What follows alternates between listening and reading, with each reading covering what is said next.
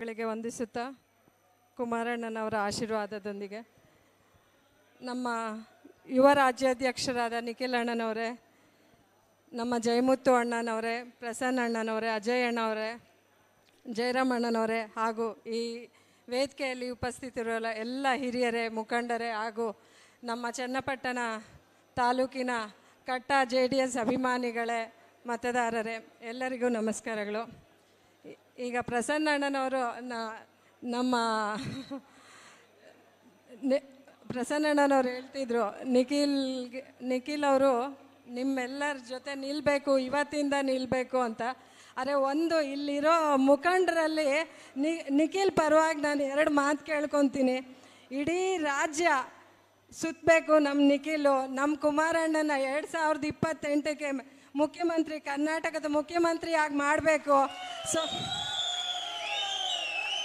ಇಡೀ ರಾಜ್ಯ ಸುತ್ತೋ ಜವಾಬ್ದಾರಿ ನಿಖಿಲ್ ಹೆಗಲ್ ಮೇಲಿರೋದ್ರಿಂದ ಇಲ್ಲಿರುವ ಮುಖಂಡರು, ನಮ್ಮ JDS ಕಾರ್ಯಕರ್ತರು ಎಲ್ಲರೂ ಒಂದು ಕುಮಾರಣ್ಣ ಆಗಿ, ಒಂದು ನಿಖಿಲ್ ಆಗಿ, ಒಂದು ದೇವೇಗೌಡ ಅಪ್ಪಾಜಿ ಆಗಿ ನೀವೇ ನಿಲ್ಲಬೇಕು, ನೀವೇ ಕೆಲಸ ಮಾಡಬೇಕು.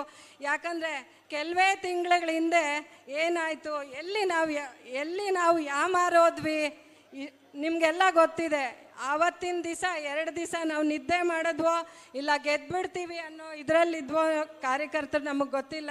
ಆದರೆ ಇವತ್ತಿನ ದಿವಸ ಆ ನೋವು ಎಲ್ಲರೂ ಅನುಭವಿಸ್ತಾ ಇದ್ದೀರಾ. ಮುಂದಿನ ದಿನಗಳಲ್ಲಿ ಅದಾಗಬಾರ್ದು. ಪ್ರತಿಯೊಬ್ಬರು ಒಂದು ನಿಖಿಲ್ ಆಗಿ ಕೆಲಸ ಮಾಡಿ ಮುಂದಿನ ದಿನದಲ್ಲಿ ನಮ್ಮ ಅಭ್ಯರ್ಥಿ ಯಾರಿರ್ತಾರೆ ಅವ್ರನ್ನ ಗೆಲ್ಲಿಸ್ಕೊಂಡು ನಮ್ಮ ಕುಮಾರಣ್ಣನ ಮುಖ್ಯಮಂತ್ರಿಯಾಗಿ 2028ಕ್ಕೆ ನಾವೆಲ್ಲರೂ ನೋಡೋಣ.